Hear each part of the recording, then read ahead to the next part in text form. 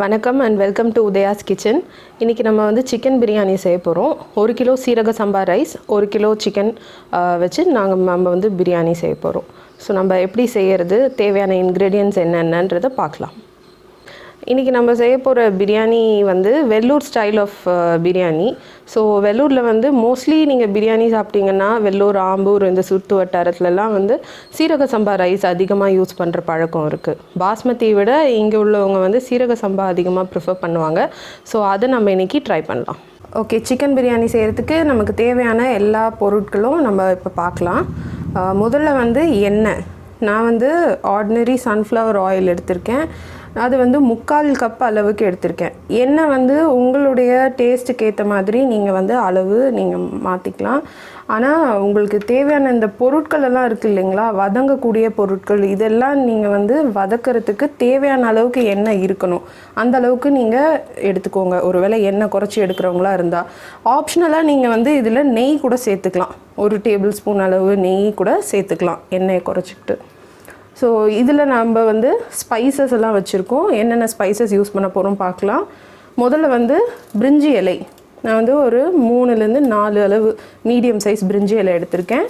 அப்புறம் பட்டை வந்து 1.5 இன்ச்சுலேருந்து 1 இன்ச்சு சைஸில் 4 பட்டை எடுத்திருக்கேன்.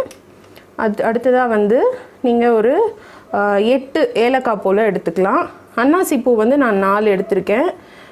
லவங்கமும் அதே மாதிரி நீங்கள் ஒரு 8 எடுத்துக்கலாம். சோம்பு வந்து 1 டீஸ்பூன் அளவுக்கு நான் சோம்பு எடுத்திருக்கேன்.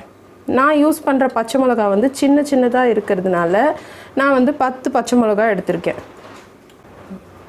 அடுத்ததான் நமக்கு தேவையானது வந்து இஞ்சி பூண்டு பேஸ்ட்டு. இஞ்சி பூண்டு பேஸ்ட் வந்து நம்ம 2 டேபிள் ஸ்பூன்லேருந்து 2.5 டேபிள் ஸ்பூன் அளவுக்கு இஞ்சி பூண்டு பேஸ்ட் எடுத்துக்கலாம். கூடுமான மட்டும் பூண்டு விட நீங்கள் இஞ்சி ஒரு 1/2 டேபிள் ஸ்பூன் எக்ஸ்ட்ரா எடுத்துக்கிறது நல்லது. அது இன்னும் நல்லா உங்களுக்கு ஃப்ளேவரும் டேஸ்ட்டும் கொடுக்கும். அடுத்ததாக வந்து புதினா வந்து நல்லா கழுவி நான் சுத்தப்படுத்தி வச்சுருக்கேன்.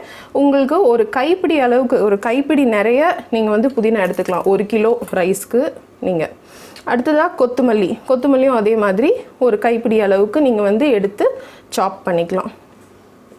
அடுத்ததாக வந்து வெங்காயம் வந்து நம்ம ஒரு 5 பெரிய சைஸ் வெங்காயம் நான் எடுத்திருக்கேன். பெரிய வெங்காயம், கொஞ்சம் சைஸ் பெருசாக உள்ளது 5 வெங்காயம். நீங்கள் பார்த்தீங்கன்னா தெரியும், நீல வாக்கில் வெட்டியிருக்கு. ஸோ நீங்கள் பிரியாணிக்கு இப்படி நீல வாக்கில் வெட்டினீங்கன்னா அதனோட டேஸ்ட் உங்களுக்கு ரொம்ப நல்லா இருக்கும். அதனால் நீல வாக்கில் வெட்டியிருக்கு. அடுத்ததாக வந்து தக்காளி. எவ்வளோ வெங்காயம் எடுத்துக்கிறீங்களோ ஆல்மோஸ்ட் ஈக்குவல் குவான்டிட்டி வந்து நீங்கள் தக்காளி எடுத்துக்கணும். ஸோ தக்காளி வந்து ரொம்ப பொடியாகவும் நறுக்கக்கூடாது, ரொம்ப பெருசாகவும் இருக்கக்கூடாது. ஸோ உங்களுக்கு இந்த மாதிரி சைஸில் இருந்ததுன்னா நல்லாயிருக்கும் பிரியாணிக்கு. அடுத்ததாக வந்து ரைஸு. நான் ஏற்கனவே சொன்ன மாதிரி இன்றைக்கி நம்ம வந்து சீரக சம்பா ரைஸ் யூஸ் பண்ணி தான் செய்ய போகிறோம். ஸோ இந்த சீரக சம்பா ரைஸ்க்கு வந்து தண்ணி அளவு என்னங்கிறது நான் உங்களுக்கு சொல்கிறேன். நீங்கள் இந்த அரிசி அளவு எடுத்துக்கும் போதே வந்து ஒரு கப் எடுத்துகிட்டு நீங்கள் அதுக்கேற்ற மாதிரி மெஷர் பண்ணிக்கோங்க. ஸோ எந்த கப்பில் இந்த அரிசி வந்து உங்களுக்கு நீங்கள் மெஷர் பண்ணுறீங்களோ அதில் 1 கப் அரிசிக்கு 1.5 கப் அளவுக்கு நீங்கள் வந்து தண்ணி எடுத்துக்கணும், குக்கரில் நீங்கள் செய்கிறதா இருந்தால். சரிங்களா? இதுதான் வந்து சீரக சம்பா ரைஸ்க்குரிய அரிசி அளவு. அடுத்ததாக வந்து நம்ம சிக்கன் 1 கிலோ சிக்கன் எடுத்திருக்கோம். ஸோ சிக்கன் வந்து நான் நல்லா வாஷ் பண்ணி க்ளீன் பண்ணிவிட்டு அதில் வந்து சிக்கனுக்கு தேவையான அளவுக்கு உப்பு அண்ட் மிளகாத்தூள் எடுத்திருக்கேன். மிளகாத்தூள் வந்து நாங்கள் கொஞ்சம் காரம் கம்மியாக சாப்பிடுவோம், அதனால் 1.5 டீஸ்பூன் அளவுக்கு தான் நான் மிளகாத்தூள் போட்டிருக்கேன். மேற்கொண்டு உங்களுக்கு காரம் அதிகம் சாப்பிட்றவங்களா இருந்தால் நீங்கள் இன்னும் கொஞ்சம் எக்ஸ்ட்ரா போட்டுக்கலாம். இது கூட வந்து ஒரு 1/2 கப் அளவுக்கு தயிர் நான் சேர்த்துருக்கேன். ஸோ இது வந்து நான் ஒரு 1 hour மேரினேட் பண்ணதுக்கப்புறமா தான் நான் வந்து பிரியாணிக்கான இதில் சேர்க்க போகிறேன். ஸோ நீங்கள் 1 மணி நேரம் ஊற விட்டிங்கன்னா நல்லாயிருக்கும், உங்களுக்கு சிக்கனில் அந்த மசாலாலாம் இறங்கியிருக்கும். அடுத்ததாக அரிசிக்கு நம்ம தேவையான வாட்டர் மெஷர்மெண்ட் ஏற்கனவே சொன்ன மாதிரி நம்ம ஒரு கப்பில் மெஷர் பண்ணிவிட்டு அதில் வந்து நம்ம 1 கப்புக்கு 1.5 கப் அளவுக்கு தண்ணி எடுக்க போகிறோம். நான் வந்து இந்த கப்பில் தான் அரிசி மெஷர் பண்ணேன். எனக்கு வந்து 1 கிலோ ரைஸ் வந்து இதில் 2 கப் வந்தது. ஸோ அந்த 2 கப்பு அளவுக்கு நான் வந்து இதே கப்பில் 3 கப் தண்ணி எடுத்திருக்கேன். ஸோ இந்த தண்ணி வந்து நான் ஒரு இட்லி குண்டானில் வச்சு நான் இதை சூடு பண்ணி அப்புறமா தான் நான் வந்து இதை சேர்க்க போகிறேன். தண்ணி சேர்க்கும் போது நீங்கள் வந்து கோல்டு வாட்டராகவோ இல்லை ப்ளெயின் வாட்டர் ஒரு நார்மல் டெம்பரேச்சர் ரூம் டெம்பரேச்சரில் இருக்கிற தண்ணியாவோ நீங்கள் சேர்த்திங்கன்னா ஆல்ரெடி அந்த கறி இதெல்லாம் வந்து கொதித்து வெந்துக்கிட்டு இருக்கும். அந்த டைமில் நீங்கள் இது போட்டிங்கன்னா டெம்பரேச்சர் அப்படியே லோ பண்ணிடும். அதனால் நீங்கள் வந்து இதை கொஞ்சம் கொதிக்கிற அளவுக்கு வச்சிட்டிங்கன்னா அதுக்கப்புறம் நீங்கள் ரைஸும் ஆட் பண்ணும்போது ரைஸ் நல்லா குக் ஆகும். ஸோ இது வந்து நான் மெஷர் பண்ணி வச்சுருக்கேன். ஸ்டார்ட் பண்ணதுக்கப்புறமா இது வந்து நம்ம சூடு பண்ணிக்கலாம். சீரக சம்பா ரைஸ் வந்து ஒரு 20 மினிட்ஸ் அப்படி ஊறுச்சுன்னா போதும். ஸோ நம்ம எப்போ பிரியாணி ஸ்டார்ட் பண்ணுறோம் செய்ய ஆரம்பிக்கிறோமோ அடுப்பு எப்போ பற்ற வச்சு வெசல் வைக்கிறோமோ அப்போ நம்ம வந்து இதில் தேவையான அளவு தண்ணி சேர்த்துக்கிட்டா இது ஊறுறதுக்கும் நமக்கு அரிசி போட வேண்டிய ஸ்டேஜ் வர்றதுக்கும் சரியாக இருக்கும் நேரம்.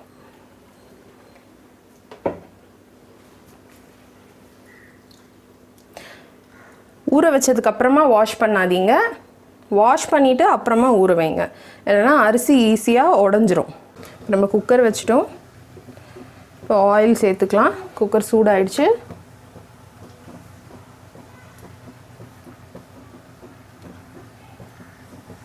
ஆயில் கொஞ்சம் ஹீட் ஆகட்டும். ஓகே, இப்போ நம்ம வந்து எண்ணெய் ஹீட் ஆகிடுச்சு. அதனால் கொஞ்சம் மீடியம் ஃப்ளேமில் வச்சுட்டு 1 by 1 நம்ம வச்சுருக்க இந்த ஸ்பைசஸ் எல்லாம் ஆட் பண்ணிடலாம். முதல்ல பட்டை, அடுத்து பிரிஞ்சி இலை, அதுக்கப்புறம் இந்த அன்னாசி பூ, லவங்கம், ஏலக்காய், அப்புறம் சோம்பு எல்லாத்தையும் நம்ம 1 by 1 ஆட் பண்ணிவிட்டு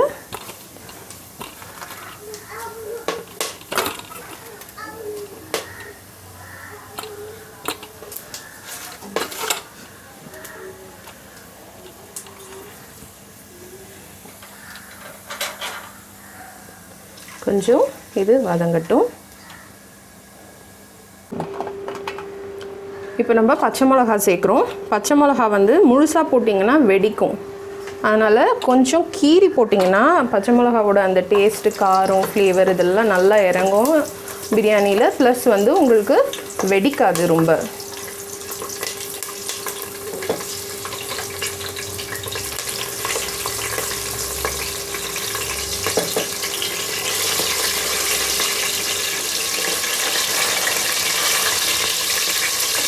மிளகா நல்லா வதங்கி வருது.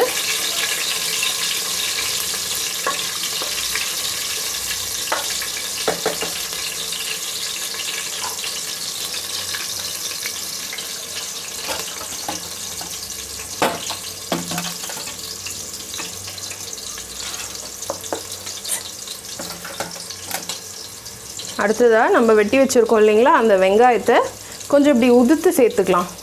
அப்போ தான் நல்லா ஈவனாக வதங்கும், எல்லா இடத்துலையும் நல்லா வதங்கும் வெங்காயம்.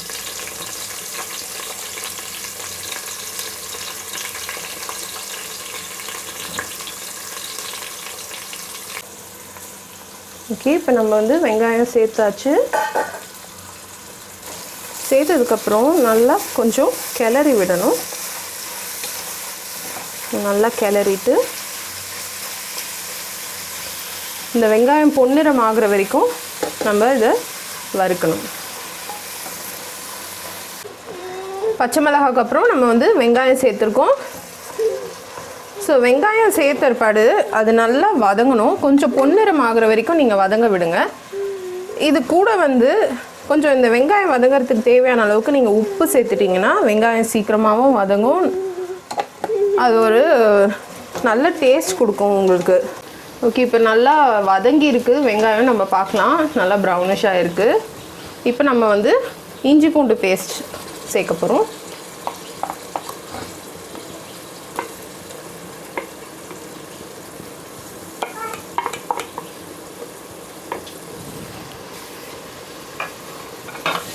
இஞ்சி பூண்டு பேஸ்ட் சேர்த்து நல்லா வதக்குங்க. நல்லா மிக்ஸ் ஆகட்டும் வெங்காயமும் மற்ற ஸ்பைசஸும் இந்த இஞ்சி பூண்டு பேஸ்ட்டும் நல்லா கிளறி கொடுத்துட்டு இந்த இஞ்சி பூண்டுடைய பச்சை ஸ்மெல் போகிற வரைக்கும் இதை வதக்கணும். நீங்கள் இடையில வந்து அடி பிடிக்காமல் பார்த்து நல்லா கிளறி விட்டுக்கோங்க.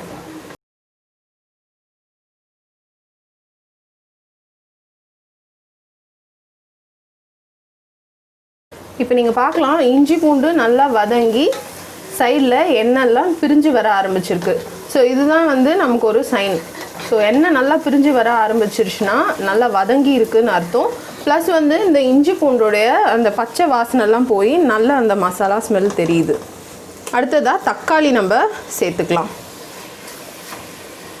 தக்காளி சேர்த்துட்டு கொஞ்சம் உப்பு, அதுக்கு தேவையான அளவு உப்பு போட்டிங்கன்னா தக்காளி சீக்கிரம் வதங்கும், நல்லா மசிஞ்சும் வரும் உங்களுக்கு சீக்கிரம். உப்பு சேர்த்தாச்சு. இப்போது கிளறிக்கோங்க.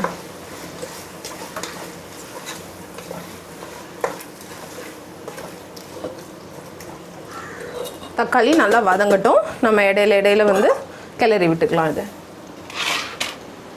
இப்போ நீங்கள் பார்க்கலாம் தக்காளி நல்லா வதங்கியிருக்கு, போதுமான அளவு வதங்கியிருக்கு. எண்ணெய் வந்து நல்லா பிரிஞ்சு வந்திருக்கு சைட்ஸில். நீங்கள் வந்து இந்த ஆயில் தனியாக செப்பரேட் ஆகிருக்கிறது பார்க்கலாம். ஸோ இவ்வளோ வதங்கினா போதும் பிரியாணிக்கு. இதுக்கு மேலே நீங்கள் வதங்க விட்டிங்கன்னா ரொம்ப குழக்குழன்னு ஆகிடும், அது நல்லா இருக்காது. இந்த ஸ்டேஜில் வந்து நம்ம மேரினேட் பண்ணி வச்சுருக்கோம் இல்லையா கறி, அது நம்ம வந்து சேர்க்க போகிறோம். ஏற்கனவே நான் சொன்ன மாதிரி இந்த கறிக்கு தேவையான அளவு உப்பு, காரம், அப்புறம் ஒரு 1/2 கப்பு தயிர், இது மூணும் நம்ம சேர்த்துருக்கோம். 1 மணி நேரம் ஊறிடுச்சு. இப்போ நம்ம இதை சேர்த்துடலாம்.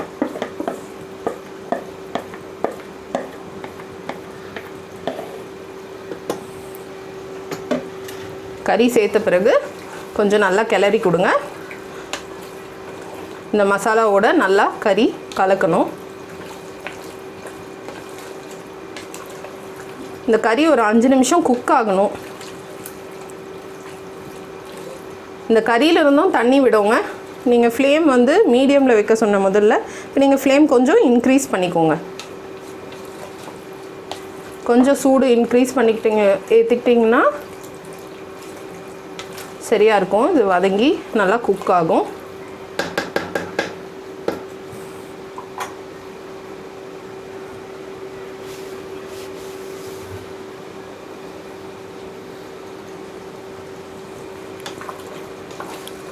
கறி நல்லா வதங்கிட்டு இருக்கும் போதே, குக் ஆகிட்டு இருக்கும் போதே நீங்கள் வந்து ஒரு 2 நிமிஷத்தில் கொத்தமல்லி புதினா நம்ம வந்து க்ளீன் பண்ணி வச்சுருக்கோம் இல்லைங்களா, அதை வந்து நம்ம இதோட சேர்த்துக்கலாம்.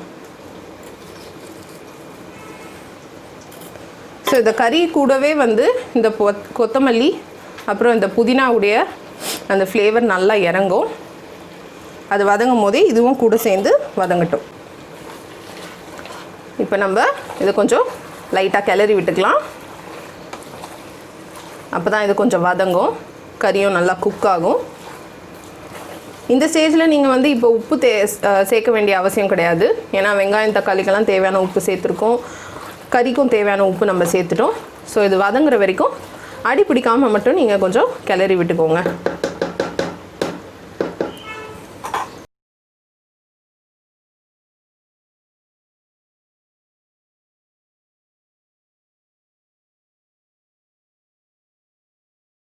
ஃபைவ் மினிட்ஸ் குக் ஆகிடுச்சு கறி. இப்போ நம்ம வந்து ரைஸ் ஆட் பண்ணிக்கலாம். நான் ஊற வச்ச அரிசியை வந்து நல்லா ட்ரெயின் பண்ணிட்டேன், எக்ஸ்ட்ரா தண்ணி எதுவும் இருக்க வேண்டான்னு. ஸோ அரிசி நம்ம சேர்த்துடுறோம்.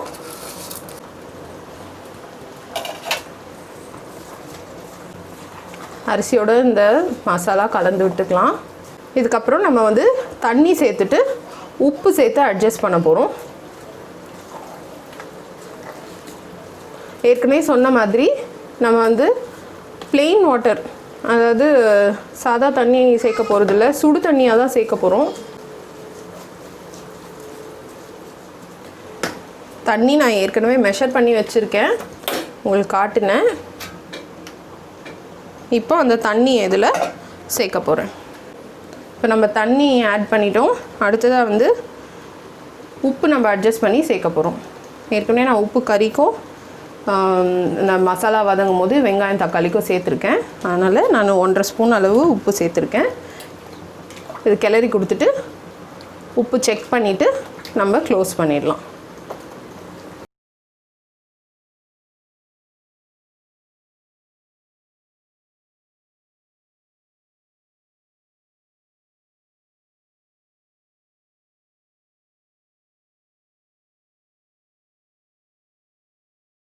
நம்மளோட பிரியாணி வந்து 15 மினிட்ஸ் குக் ஆகிடுச்சு, அதை ஆஃப் பண்ணியாச்சு.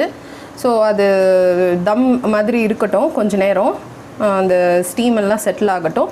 அதுக்குள்ளே நம்ம வந்து எப்படி ஒரு ரைத்தா பண்ணுறது சிம்பிளாக அப்படின்ட்டு பார்க்கலாம். ஸோ நான் இதுக்கு வந்து கர்ட் எடுத்திருக்கேன், ஒரு 1 கப் அளவுக்கு கர்ட் எடுத்திருக்கேன். இதில் வந்து நான் கிரேட்டட் கேரட் வந்து நல்லா ஃபைனாக துருவி வச்சுருக்கிறது. அப்புறம் அதே மாதிரி ஆனியன், ஃபைன்லி சாப்டு ஆனியன்ஸ், இதுவும் வந்து ஒரு பெரிய வெங்காயம் மட்டும்தான் அளவு நான் எடுத்திருக்கேன். இதுக்கு ஒரு சின்ன கேரட் எடுத்திருக்கேன். அடுத்தாப்பில் வந்து ஒரு குக்கும்பர், அதையும் கிரேட் பண்ணி எடுத்திருக்கேன். சின்ன ஒரு வெள்ளரிக்காய், அதை நல்லா துருவி எடுத்திருக்கேன்.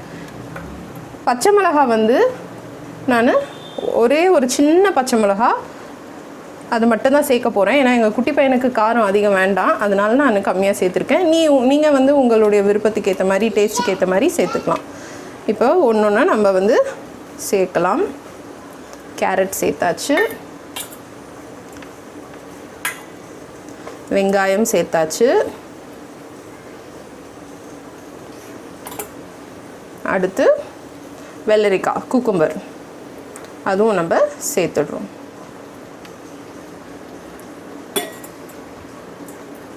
ஸோ இது ஏன் நம்ம வந்து ஃபைன் சாப் பண்ணியிருக்கோம்னா நமக்கு வந்து நல்ல ஒரு க்ரன்ச்சி ஃபீல் கிடைக்கும் அது சாப்பிடும்போது, அதுக்காக. ஸோ இப்போ இதுக்கு தேவையான அளவுக்கு நம்ம உப்பு சேர்த்துக்க போகிறோம். உப்பு சேர்த்துட்டு இது எல்லாத்தையும் இப்படி கலந்து விட்டுக்கலாம். இப்போ இந்த பிரியாணி குக்கரில் ஸ்டீம் செட்டில் ஆகிறதுக்கும் இந்த தயிர், அதான் இந்த ரைத்தா நல்லா அதனோட இன்க்ரீடியன்ஸோட பிளெண்ட் ஆகிறதுக்கும் உங்களுக்கு டைம் சரியாக இருக்கும். அவ்வளோதான், நல்ல ஒரு ரைத்தா உங்களுக்கு இப்போது ரெடி ஆகிடுச்சு. ரொம்ப சிம்பிள் தான், 4 இன்க்ரீடியன்ட் மட்டும்தான் தயிர் கூட நம்ம சேர்த்துருக்கோம். பச்சை மிளகா, கேரட், வெங்காயம், அப்புறம் வெள்ளரிக்காய். இது உங்களுக்கு ஒரு நல்ல raita ready. Okay, steam release ஆகிடுச்சு. நம்ம இப்போ ஓப்பன் பண்ணி பார்க்கலாம் பிரியாணி எப்படி இருக்குன்ட்டுன்னு. வாவ், ரைஸ் நல்லா போதுமான அளவு குக்காக இருக்குது. நமக்கு ரைஸ் குழையவும் இல்லை, நல்லா இருக்குது. நீங்கள் பார்க்கலாம், தனித்தனியாக இருக்குது ரைஸு.